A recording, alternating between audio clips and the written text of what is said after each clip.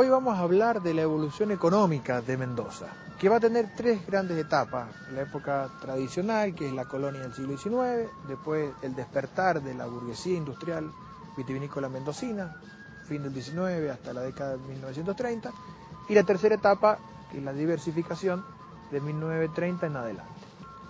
En este primer bloque nos vamos a detener en la economía tradicional de Mendoza, antes de la industria, antes de los ferrocarriles, donde se hacía lo que se podía, con ingenio, con creatividad. Lo vamos a ver entonces en este bloque.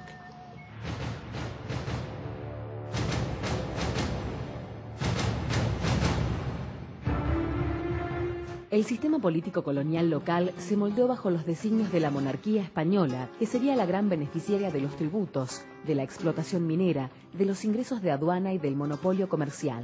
Esta dominación colonial, derivación de beneficios locales hacia afuera, que transcurrió desde la fundación de Mendoza en 1561 hasta la Revolución de Mayo, implantó la formación social capitalista.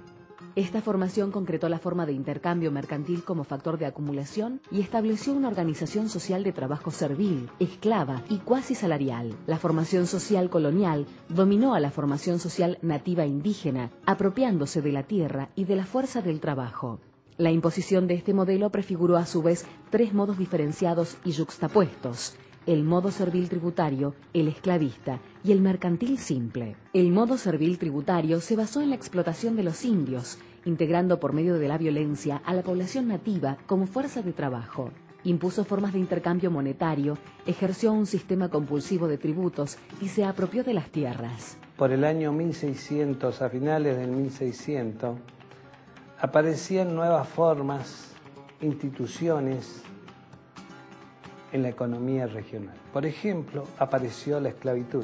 El modo esclavista colonial sirvió para dinamizar la economía en actividades mineras, ganaderas y agrícolas, y el modo mercantil puso énfasis en las actividades artesanales y la pequeña explotación agraria, cuya fuerza de trabajo era la base de la producción, orientada al consumo local. La economía en la época colonial tuvo un bajo desarrollo, debido a que Cuyo era un área aislada y distante de los grandes centros comerciales, administrativos y de producción. Sin embargo, la conquista tenía otros objetivos, algunos de ellos profundos, como el de extraer las riquezas que esta tierra prometía. Las minas de plata de Paramillo eran las más antiguas del país y ya a mediados de 1700 se explotaban las minas de Uspallata. Sin embargo, la actividad minera no alcanzaría esplendor por la falta de capitales y medios adecuados para su explotación, en una zona comparativamente inferior a los grandes yacimientos que se explotaban en el Alto Perú. Lo que no tuvo comparaciones fueron los vinos, aguardientes y pasas, que desde comienzos del siglo XVIII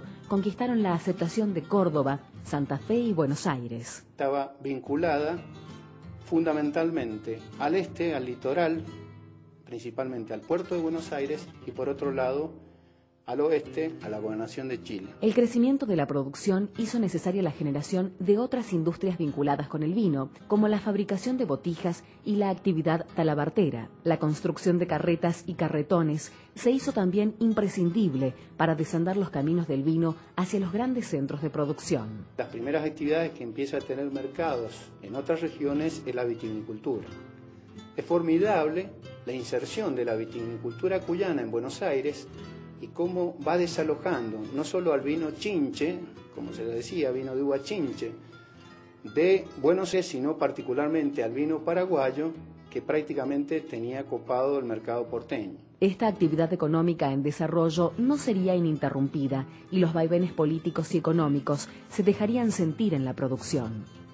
Para evitar la competencia, la corona española crea aduanas interregionales y políticas de prohibiciones a las producciones regionales que impusieron un tipo de economía cerrada, fortaleciendo el comercio de ganado a Chile, que se había iniciado hacia 1640. Estas aduanas interiores no permitieron, primero, el tráfico que iba tomando auge, y segundo, hay un fuerte proteccionismo a los productos de la corona española, el caso de todo lo que tiene que ver con los agroalimentos, la industria vitivinícola. La producción regional fue básicamente organizada por el sistema de encomiendas que regía la explotación laboral de los sectores más bajos de la sociedad. La extracción de la fuerza de trabajo local indígena influyó para que en 1595 aparecieran los primeros esclavos en la región y, desde 1610 hasta 1640, se intensificara la llegada, explotación y comercialización de la mano de obra esclava. En el caso de Cuyo, el principal polo de atracción es Chile, y por eso se va a producir el fenómeno que se ha dado en denominar desde aquella época la desnaturalización de los aborígenes. Los aborígenes van a ser trasladados, trasplantados al vecino país de Chile. Este proceso de traslado de mano de obra se tradujo en el vaciamiento geográfico de todo el país y también de Cuyo y específicamente de Mendoza. A comienzos del siglo XIX, esclavos y criollos sin riqueza tenían motivos para la esperanza. La independencia del dominio colonial significaría la transferencia del poder político y económico a la clase criolla. En noviembre de 1813 se crea la Intendencia de Cuyo, integrada por las provincias de Mendoza, San Juan y San Luis, con capital en Mendoza.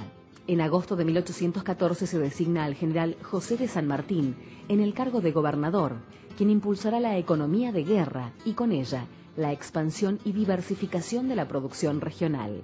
Con San Martín en Cuyo, la oligarquía fue coactivamente impulsada a producir. Además, nuestro gobernador obtiene del gobierno nacional la abolición de impuestos que recaían sobre los productos regionales, que impactará en el fomento de las industrias y el comercio de vinos, aguardientes y frutas secas. La política aplicada por San Martín, conocida como de guerra, permitió en la provincia un fuerte desarrollo económico-social que no sería continuado por sus sucesores.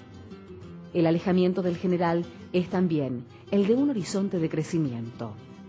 Llegarían épocas de profundas crisis económicas y políticas, con la disolución de la Intendencia de Cuyo en 1820 y el nacimiento de las actuales provincias de San Juan y San Luis.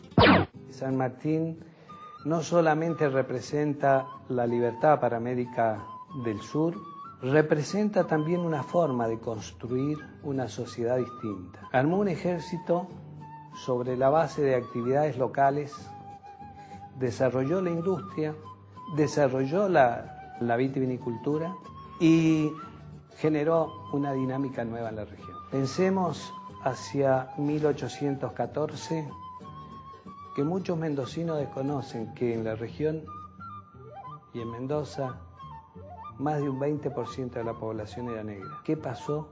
Y bueno, era un poco la fuerza de trabajo vital que existía en la región, pero San Martín en la gesta prometió la libertad a este grupo social. Y fue la base de su desarrollo, fue base de la libertad. Y fue base de la construcción del ejército libertador.